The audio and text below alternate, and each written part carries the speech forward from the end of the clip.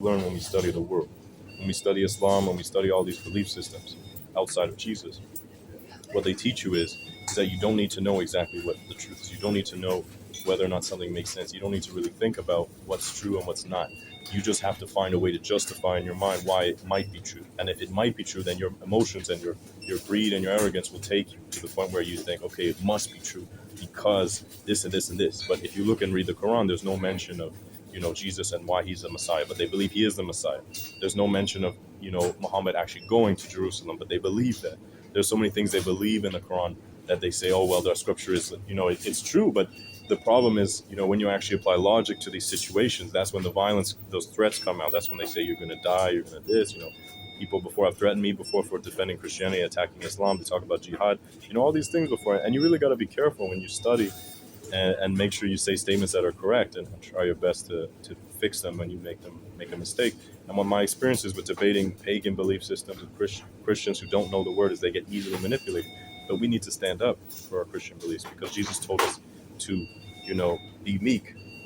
Okay, but that meekness doesn't mean letting them, trample all over the name of God. What it means is stand up for yourself and debate, defend it without violence. That is a Christian belief. And I study many belief systems in my life. What I've learned is that as Christians, we have the truth. Okay, there's nothing in the Bible that can be discredited. The Quran is, you can discredit the Quran with the Quran. With Hinduism, you can say we don't even know anything about these guys. With Buddhism, we don't know even who this dude was. With all these belief systems, we learned that the people who stand behind it, really the reason they're standing behind it is because they're standing behind it because their ancestors believed it, or because, like, let's look at the Quran, for example. In order to read the Quran has to be in Arabic. So that immediately gives power towards the Arab countries, Saudi Arabia in particular, because they are the gatekeepers. They are the holders of Islam. So what that means is, like, if you don't speak Arabic, it seems like you don't really know as much as an Arab speaker. Even though that dude might not have ever read the Quran, he would be automatically, seems to be treated with more respect because he can read the actual Quran. I have to learn a new language just to talk to God. That's ridiculous. It's like, Duolingo to talk to God. I'm not going to do that. Jesus, when he wants to talk to you, he'll talk directly to you. You don't need to learn Aramaic. This is the thing I want to clear up right now because I hear a lot of Muslims making this argument. They say you have to speak Arabic to talk to God, to pray to Allah. That's what the Muslims believe. And as well, if you want to read the Quran, if you read it in any other language other than Arabic, you're just reading a translation.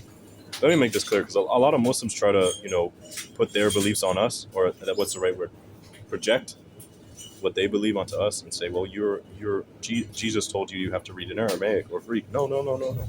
Here's what the truth is. The Old and New Testament were written in Hebrew, respectively, and Greek. Okay, with Aramaic words in both. Okay, Abba is in the Old Testament and the New Testament. That's an Aramaic word. Okay, but there's nowhere in any part of the Bible, and no Christian would ever say you have to read it in Hebrew or Greek. The reason it was written in Hebrew is because it was for the Jews. It was written in Hebrew because the Jews spoke and read Hebrew. In the New Testament, it was written in Greek because today English is the lingua franca, I think, or there's a way to say it. It's the language that is the world language. It's the language used to communicate with everyone in the world. The most widely used language. If you want to do business, you need to speak English. If you want to fly a plane, you need to speak English.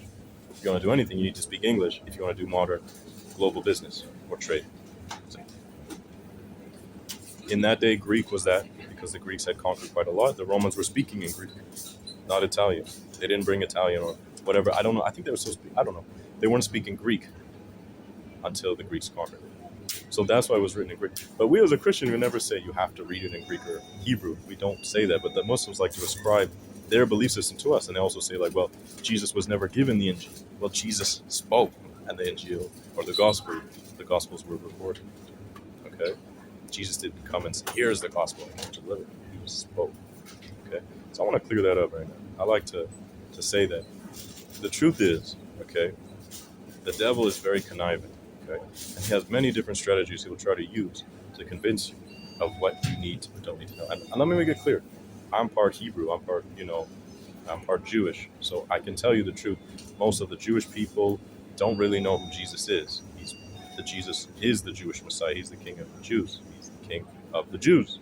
He's the King of the Jews, man. The reason why most people don't want to believe in him, the Jews at least, is because he doesn't seem to fit with what they believe the Messiah is. That the government will be upon his shoulders. Well, I don't know of any other man who has more governments upon his shoulders than Jesus Christ.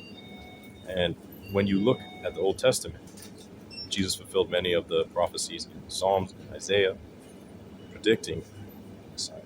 So the Jews still believe, the Hasidic Jews and Rabbinic Jews, that Jesus is not, I'm not even going to say it, but they don't believe in him as the King of Kings.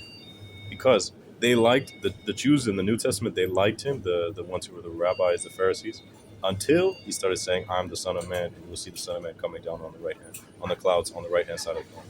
The Son of Man will be seated at the right hand side of the Father, I should say, and you'll see him coming down on the clouds. They don't like that because I think they're probably jealous of him. But if you look, he said that 2,000 years ago, roughly 2,000 years ago, it's been another, Isaiah made those prophecies long before Jesus. We're still waiting, bro. It's been like 3,000 years plus. We're still waiting for the Messiah. I don't believe the Messiah is going to come in the age of, 7-Eleven and TikTok and all that, man. I don't believe it. I don't buy that for a second. So what I learned is, my life, there's so many things to talk about. There's so many alleyways you can go down of discussion. But the truth is, one thing I'm learning as I get older, I'm 28 years old, last year, and I'm still learning. But what I've learned is that most people will stay in ignorance for their entire life, and they will defend their belief system based on ignorance. They will believe in something because it makes their ignorant ideology sound good. So they will say Muhammad was a prophet. Why? Because I learned when I was a kid that Muhammad is a prophet. Muhammad was real. There's certain people coming out now, like Dr. J. Smith, and my buddy, what's his name? I love his content. He does the videos with Dr. J. Smith. He speaks Arabic. He's Quraysh, from Saudi. I forget his name. I watched some of his channel before, but they talk about how what's his name?